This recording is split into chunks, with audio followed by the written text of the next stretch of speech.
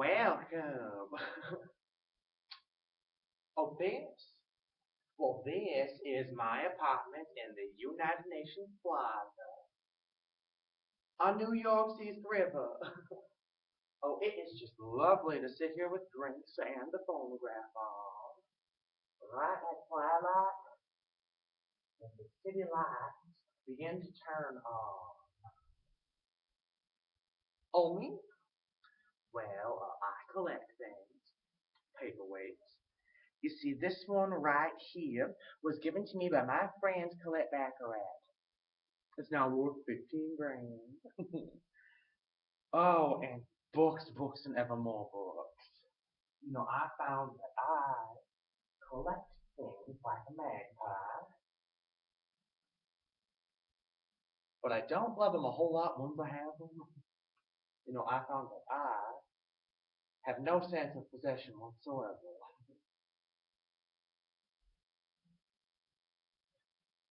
On April 1st, 2013, Dr. J. Emil Rosenkranz of the Rosalind Franklin University of Medicine and Science investigated how social isolation during childhood could be repeated during adulthood. His research can be further examined when comparing the life of author Truman Capote to modern communication. Because advances in technology have made it easier to communicate to a larger audience, the danger of social isolation facing our nation's youth is more prevalent than ever. True. By J. Presson Allen. Well, I have lived an amazing life.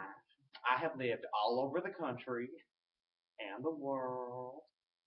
Also, I bet I am the only person to know both Saran and Robert Kennedy, who also knew Lee Harvey Oswald and Jack Kennedy. I came to New York when I was 17 and looking for work. But some good friends started to call me True thing.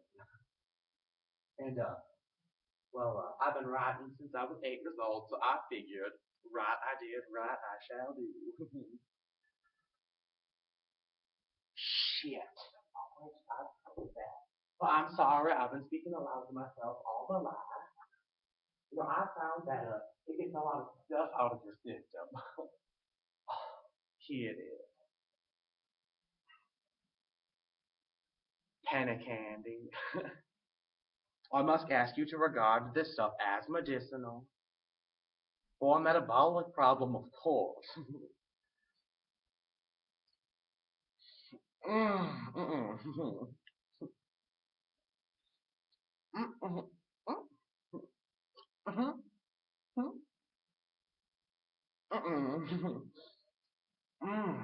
mm, mm, mm.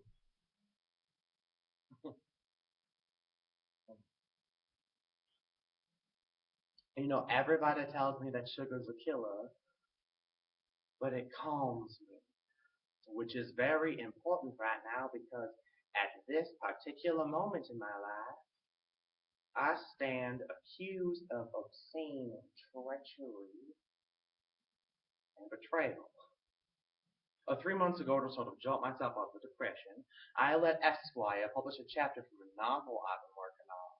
You see, the novel is called Answered Prayers. The title's from St. Teresa of Avila, because she wrote that more tears were shed over answered prayers than unanswered ones. Well, that St. Teresa, she is one smart little cookie cutter. So what's the novel about? Well, it's about them, the super rich, as seen through the eyes of an outsider who, for various reasons, has privileged access to all of their lives.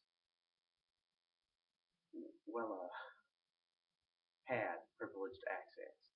A few doors have been temporarily closed for me. Gloria Vanderbilt, Babe Paley, the Whitneys, and Lady Keith. What they want for me to do is to sit and grovel at their feet, and maybe take a judicious little overdose and check into Payne Whitney.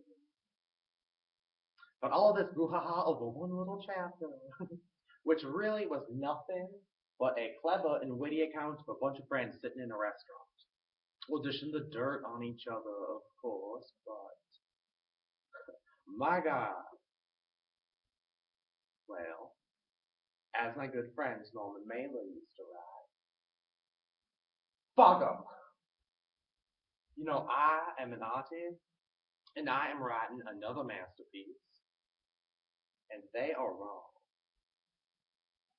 When I researched my novel, In Cold Blood, I interviewed hundreds of convicted killers, and many of them were on death row. And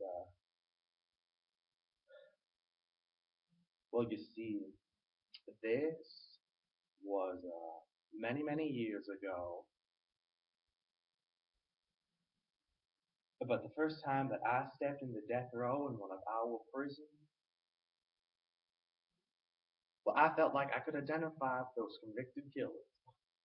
You see, I found that there is always a touch of murder in writing a truthful novel.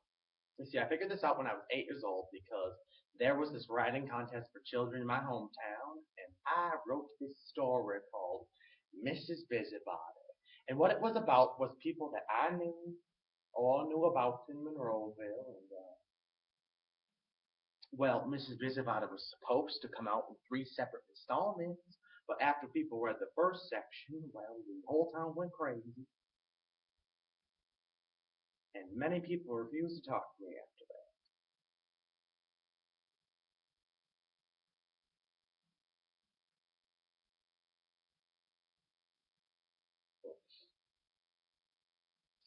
And not long after that, I began to have this dream,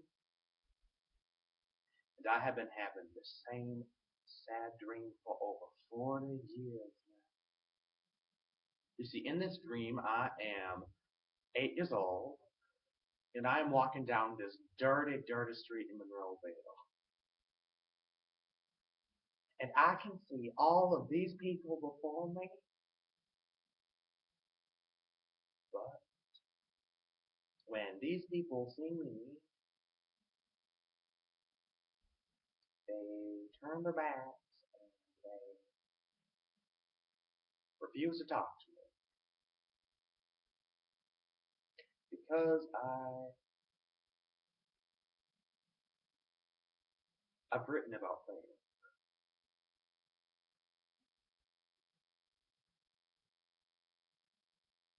And that's all there is to the dream. You see, nothing so terrible.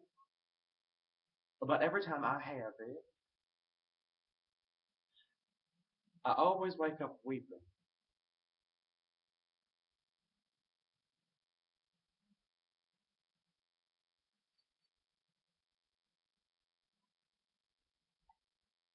Shit.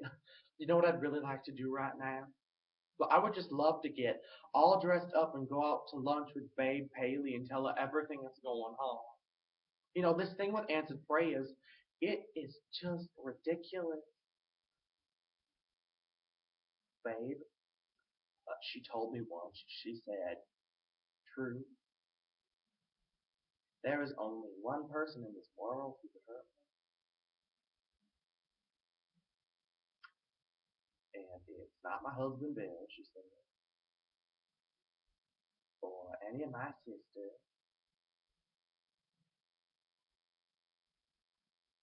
but you, True, she said. Now you, True, you could hurt me. And apparently, I did.